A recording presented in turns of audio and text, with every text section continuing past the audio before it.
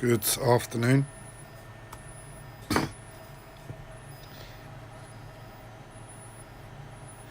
The I'm so mixed up at the moment. I'm so confused at the moment with how my mental health has left my life.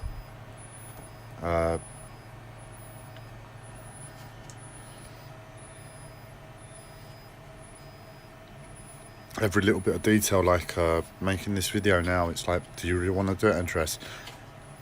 Why are you doing it? What did you do it before like this? Is this how it normally happens? And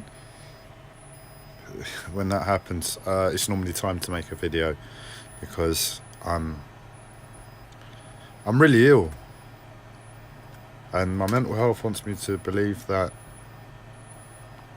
somehow I'm in a place of health. It's done this to me quite a few times, and this isn't uncommon. But with life and with all the seriousness that goes along with life. So, for instance, I'm having to discredit a lot of the effects of the medication because I know my mental health. So, what I mean by that is I know my mental health. I know how it mixes up my head. I know how it rearranges my life and then expects me to either accept it, carry on. And the likelihood is, if I do that, it will pull the rug out from under my feet eventually. And this is what my mental health has shown me over the years. So it's best for me to be on top of it at all times.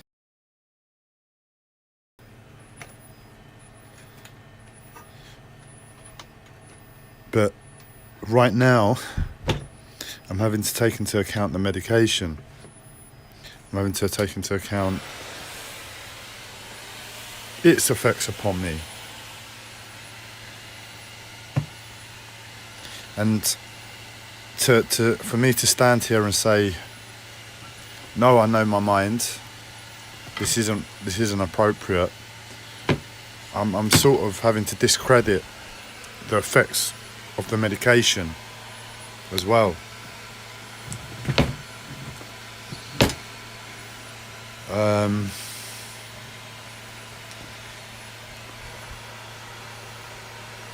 I'm trying to think of a better way to describe it for you, because I'm petrified of the medication. I'm petrified of the system. And if I take medication, maybe not so much in the past, but definitely at present, it was to have a sincere attempt to get the medication to work for me.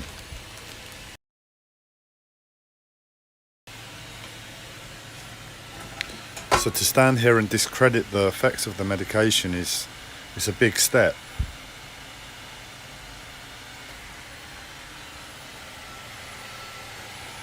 It's not something I want to do. I want the medication to be there and work for me in the way it was designed, but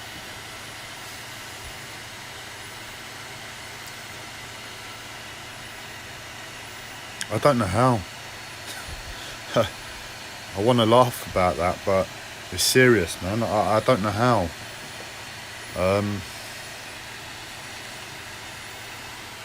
And I know, from my perspective, it's like the doctors are all aware of all these little decision-making processes that I'm going through in my head, because it's all spiritual. You're all connected. You're all aware. That's the predominance of how I approach life and look at life. That's my belief. That's my autism put into language.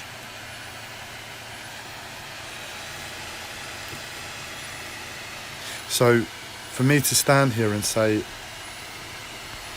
you know what, the medication isn't working for me. I've tried to give it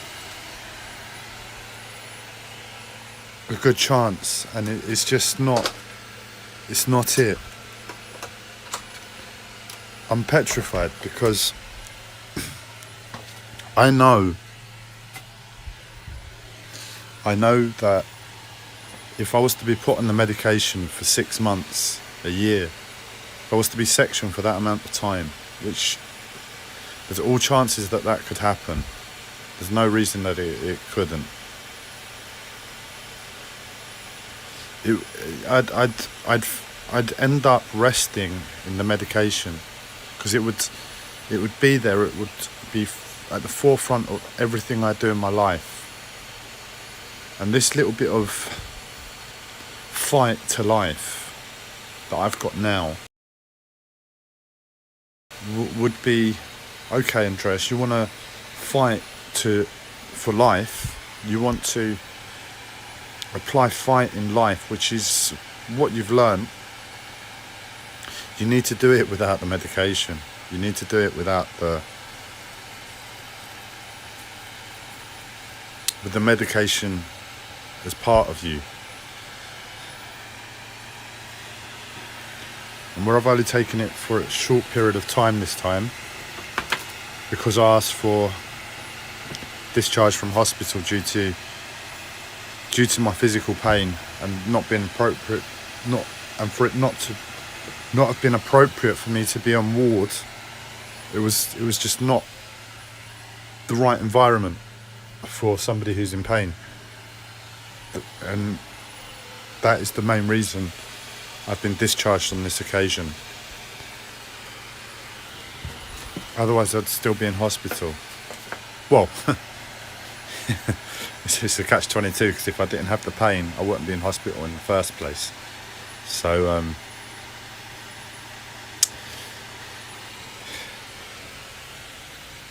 I think what I'm going to do right now in this instance, without thinking about it, I'm going to say and state how it is for me with the medication, quite clearly and honestly. And then from there I know if I need to be brave and do the right thing for my life, despite taking on the pressure of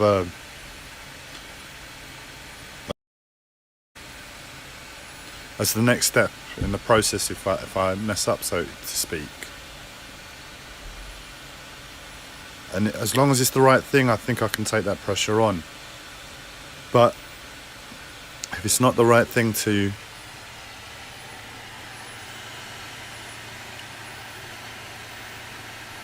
complain about the medication, then yeah, I'm gonna keep that in mind. So basically,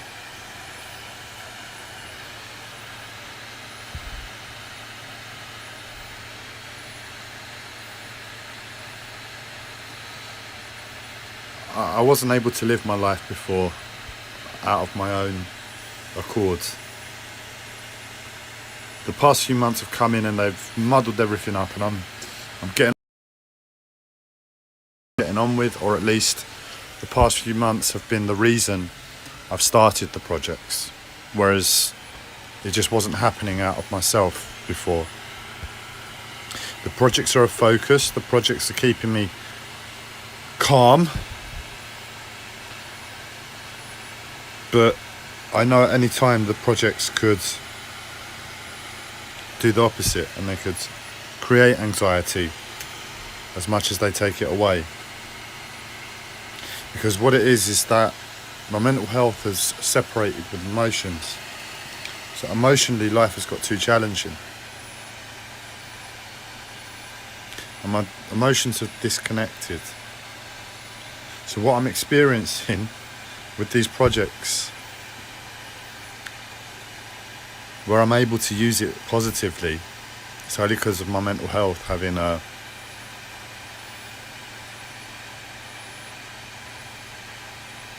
impact that way. And because it's my mental health, I'm wary of it, because it doesn't support me a lot of the time. It challenges me. If it's only going to turn around and slap me in the face, it's always going to be a challenge. Even if it looks like it's supporting me, I'd be better off left alone to just get on with my own life and not have your positive, negative impact upon me.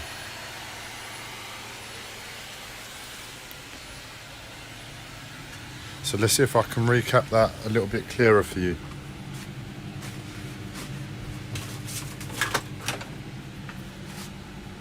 My mental health has separated out my emotions to my life because life was just too challenging, possibly because of the effects of the medication, but I think given the right circumstances it would half do that anyway. So it's really hard to label it as the medication being at fault for the separation between my emotions and life. As much as I laugh because it's the reason, you know. It's because of medication, and I fight life. I push and I fight every day because I don't want to be medicated. So it's definitely because of the medication in that instance. But in terms of the effects of the medication upon me, I can't blame it for the separation in my emotions. As much as it possibly has played a role, and I believe it has, because my memory, my train of thought all got muddled up when I started taking the medication. And it's only like I've come away from everything, assessed everything, and now I'm going back towards it. Can I see where my thinking was skewed as a result? So right, the medication isn't responsible directly for my emotions splitting, but they have, because life was too much. And now I'm in a place where my mental health has the lead. My mental health is taking control, and it wants me to, well, life takes control first. Life has demanded that I take on these new projects. It could be as a result of all the mixed upness, but life has asked me to do that, and I'm doing that. My mental health is there at the same time. My mental health is taking charge because it's letting me experience these projects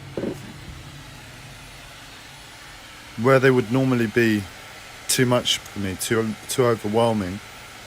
It's allowing me to at least breathe into them a little bit. I say a little bit because it is just a little bit. I'm constantly aware that any moment that could flip, you know, from the positive space that I have, it could go to the claustrophobic coldness that in my mind is real. Given my recent past, given what I'm doing, given everything I have in the world, it's like a claustrophobic coldness where I'm at in reality. And I have to be constantly aware of that, because as soon as it pulls it from my feet, everything's going to become 100, 1,000 times harder to accomplish. So like last night, where my mental health antagonized me through sleep again, and I normally wake up in hysterics and pick up the camera and start crying when that happens, because that's the worst thing. My mental health tried to extend its level of control on my life, and thought it would try and calm me down to the antagonism of the sleep. It would try and say, oh no, everything's fine, don't worry about the sleep and dress. And it was a bit sickening to really hear that within my extent. I appreciate not worrying about stuff is helpful. But when things are this serious, the attitude of my mental health, of what it came in to try and balance it out with, was totally inappropriate. The best thing my mental health can do for me is give me the space to think and assess the situation, because in truth, if it had done that, I would have got to that point myself. But because it's so deep and murky, the level of seriousness where I'm working at the moment on all these things, to my life, to my enjoyment and my suffering, that's the crux. But it doesn't do that. It wants me to jump to a very, very polarized level of thinking without me getting there myself, and that's polarization. It wants me to go from a level of suffering and despair to a level of chill and ease because it tells me to.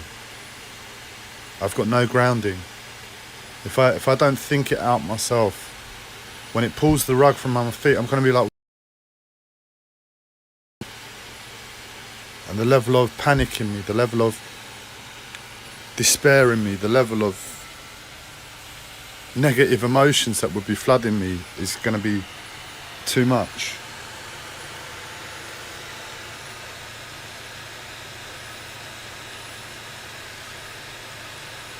So my mental health is testing me by giving me a little bit of ease around the projects that I have to take on. But it is directly still kicking me in the teeth with the main problem. There's no point giving me a little bit of airing space around the projects if it's still going to be hampering my sleep. I should be at my boat today working. The pressures I have on my head as a result of the situation and circumstance, it's too much. The level of work I've got to do for the boat is unbelievable.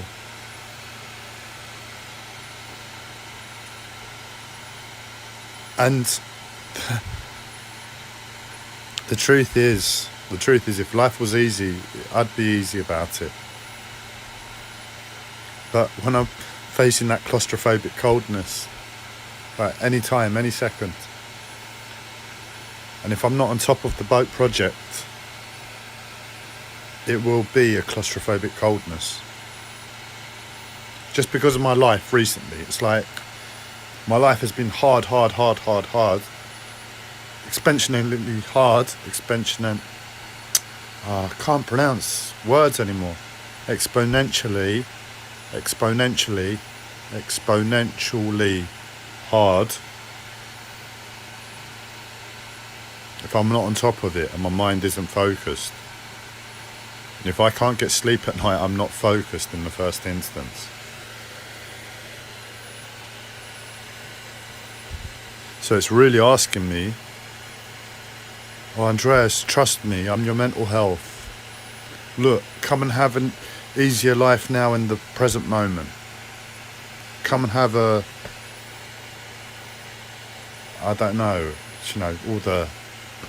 come and enjoy the finer things in life, the easier things. As if I haven't lived my mental health and experienced the level of maliciousness that it goes to over the past 10 years. But I have. And I managed to get myself to that place where it's like I rationalised out the thinking from last night.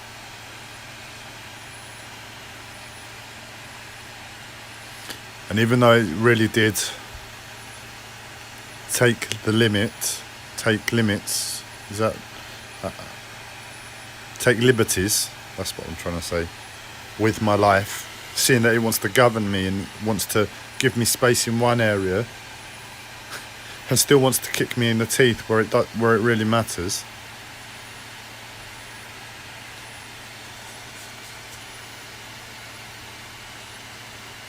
I managed to rationalise it out, and I could see how I'm still trying, because that's what it's telling me. It's trying to tell me I'm weak, that I'm not doing the right thing constantly. And I need to be on top of it. I need to assess myself to know if I'm on top of it. Because if I'm not doing the right thing, with all the stresses in my life, as soon as I start doing the wrong thing, in other words, I'm going against my own mind,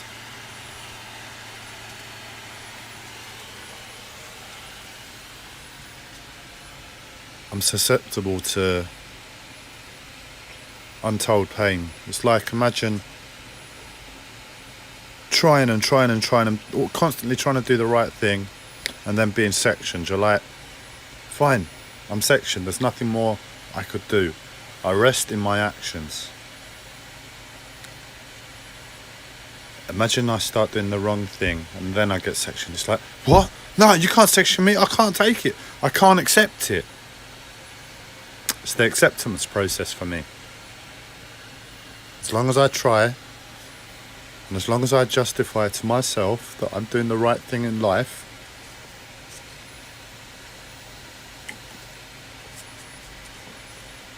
it's life's fault. Because the world is the world on the outside. And my belief is that human beings don't need to suffer. And if I'm constantly trying to be a good person and do the right thing, even when it looks totally the opposite, I know that life is fucked. And it is. Spirituality is broken. The laws that govern life are fundamentally broken. So I need to put myself in this place until life starts getting its act together and starts treating me the way I should be treated.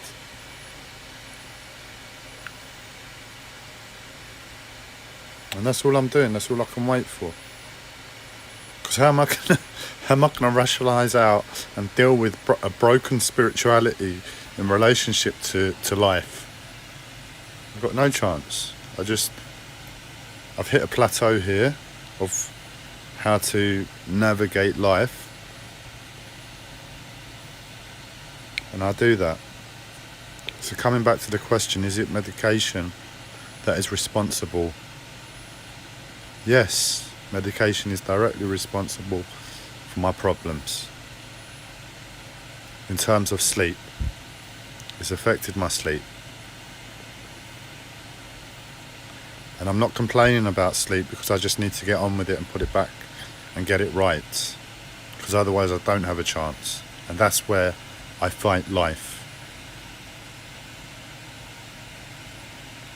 Because I have to. There's no life otherwise. It's just like being awash with depression. Depression isn't good or bad. It's just how you live it.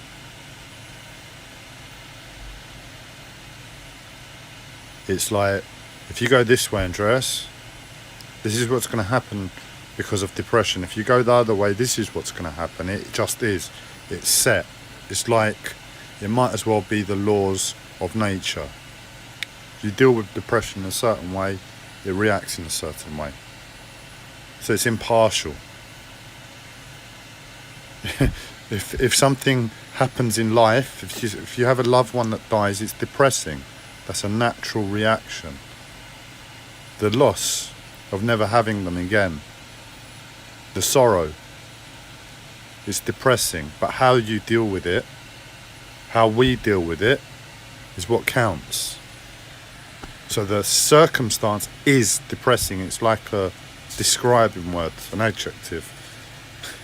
Andreas, the English teacher who's more dyslexic and lazy when it comes to language than anybody, but depression is almost like a describing word. That's how I look at it. And how we deal with it, if we're active or inactive, for myself, that's my approach to it. That's how I balance it out. That's how I live within depression, and it doesn't bother me. I'm sure other people can almost surf depression, you know. They're able to rest in it. They're like, right, I'm depressed. So fucking what? I know myself, I know life better than anything. And I can rest in depression, and I can let it take control, because ultimately I know myself.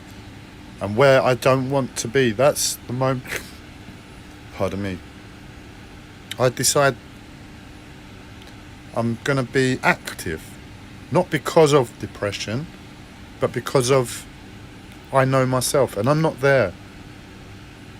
So I'm feeling depression. I'm learning myself. But yeah, ultimately one day that's where you want to be. You want to know yourself to such an extent that depression can come around you. The sorrow for missing a loved one, which is natural, can you could almost be drowning in it. But because you know yourself, you're able to function.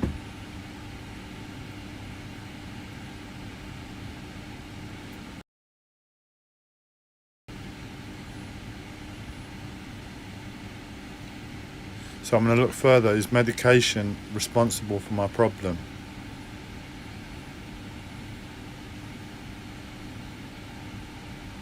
It is. But I've got a mental health disorder first, and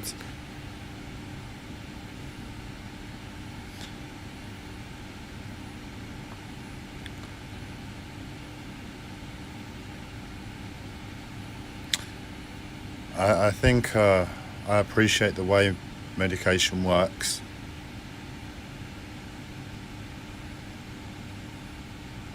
But ultimately, see, I want to monitor my tongue, because I don't want to badmouth medication right now. I needed it to work for me.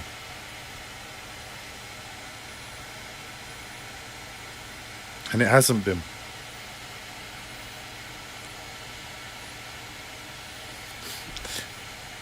I think in all honesty, the place I just arrived to was a case of, if you don't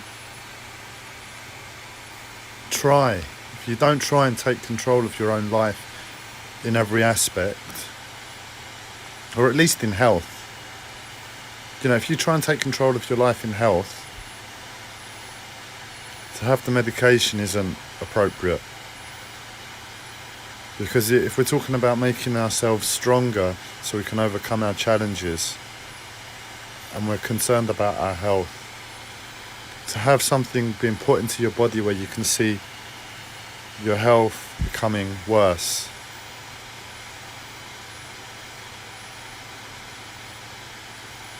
it can work, but you have to be so effing mentally strong to really put things in their place and watch your health degrade. Well, that's where you apply consciousness.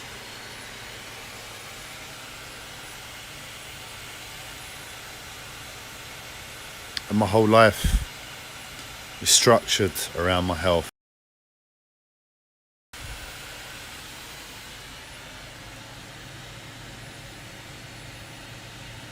So I have to become a different person. And I do try. But I think that's where it falls apart, because it's like, because of the person I am. Like that video where I exploded. I'm volatile underneath.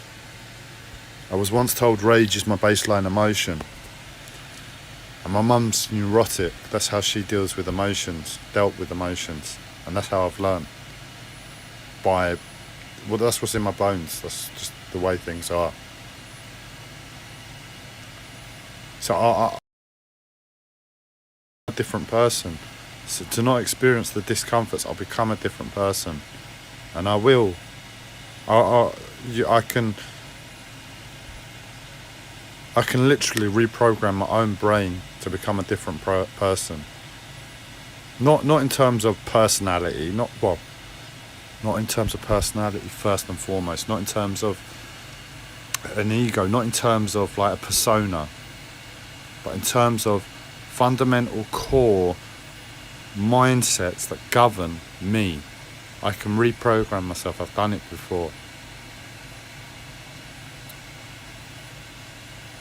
And to a certain extent on the outside, I don't think I looked any different. So it's not that at all. It's not a case of changing personality.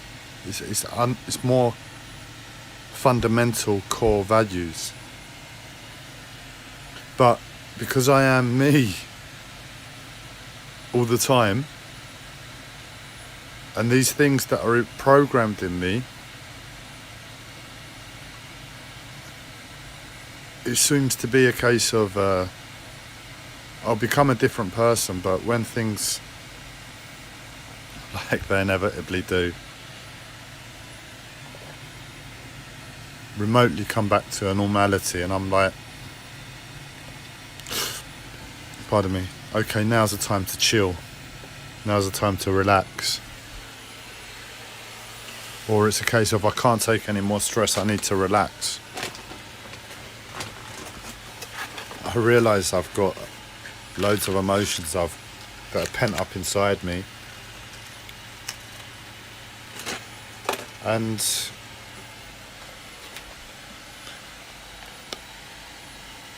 this different way I was trying to live before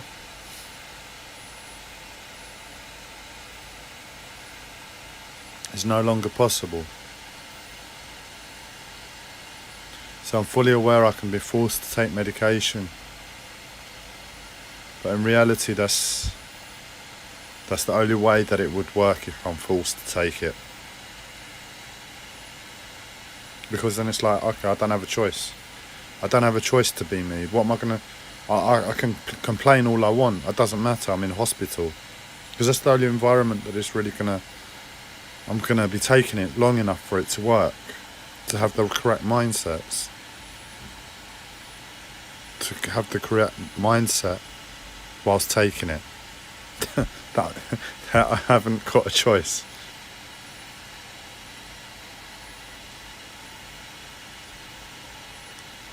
So I think the crux of the answer is it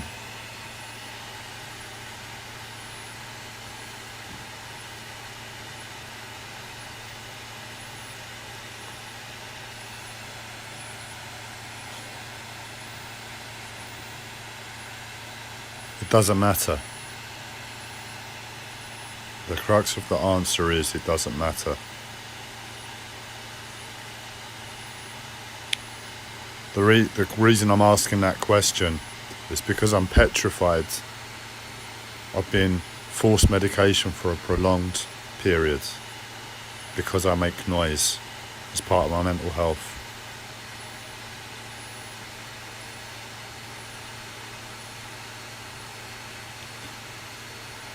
And in all honesty, I half know, because I'd need to really think about it, but I half know in the present moment that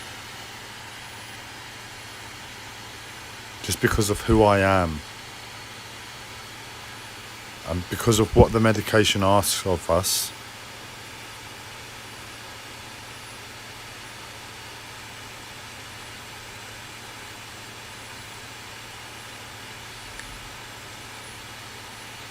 and because I know of who I am and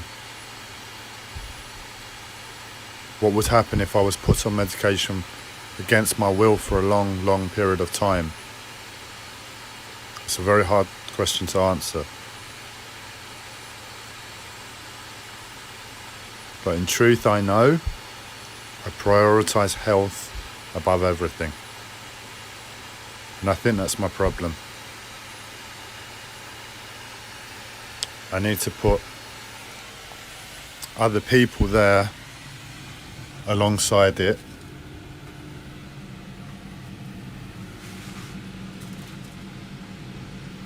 More so than just politeness. Because I think that's where I get stuck. I know I'm a polite person. If you took away all the stresses of my life, I'd be super polite all the time. There just wouldn't be any reason to behave any other way. And I know that's there in my core. There was one thing my mum asked me to remember. Always remember your manners. And I do. And I'm honest with myself. If I can't be polite because I've got stresses on me, just don't be rude. And that's where I've been resting now. I think the answer is, it's not enough. I think the answer is, I have to be more aware somehow. I have to up my game there somehow.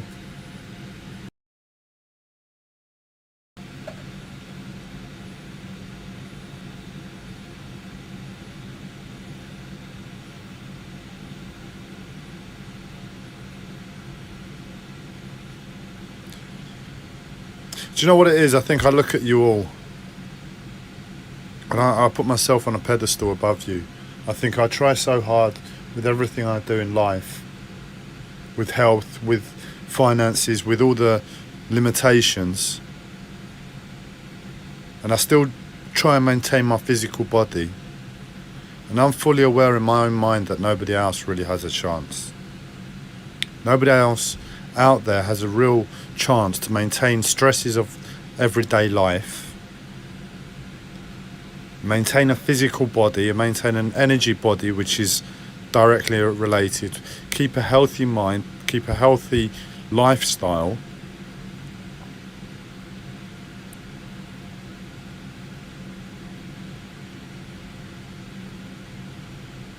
and be able to care for yourself on all levels. I don't think it's possible. We're all addicted to somebody, something. And I put you all down for it. I look down my nose at you all.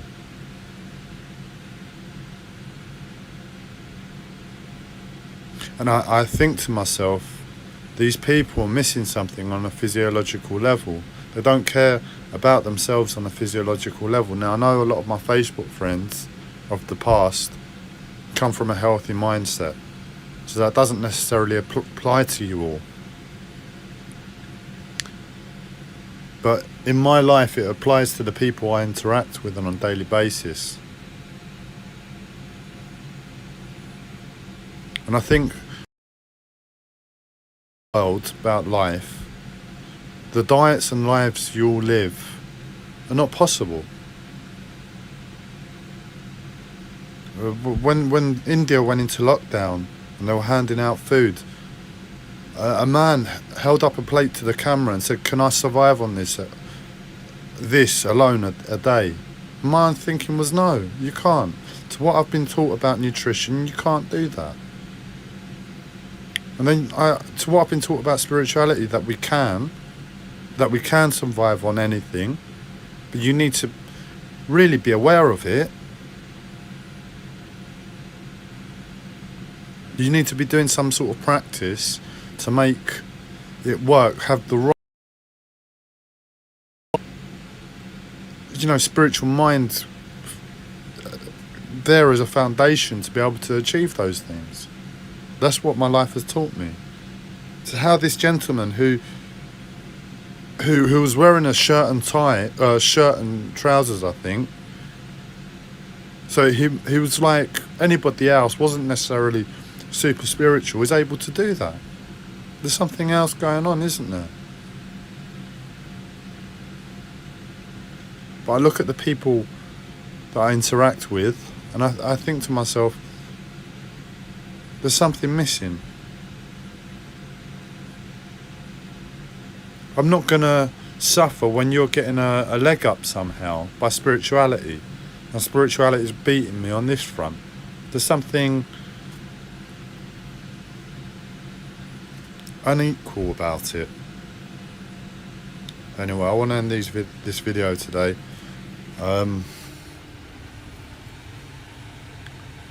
I've acknowledged medication is responsible, but I've acknowledged who I am, what it means. And for that reason, I think I can go forward. I hope I've made sense enough for you on this video. As much as I know my mental health has been there constantly in the background. You're not making sense, and Trace. You're not making sense, and Trace. You're not making sense. So if some bits haven't made sense, they haven't made sense.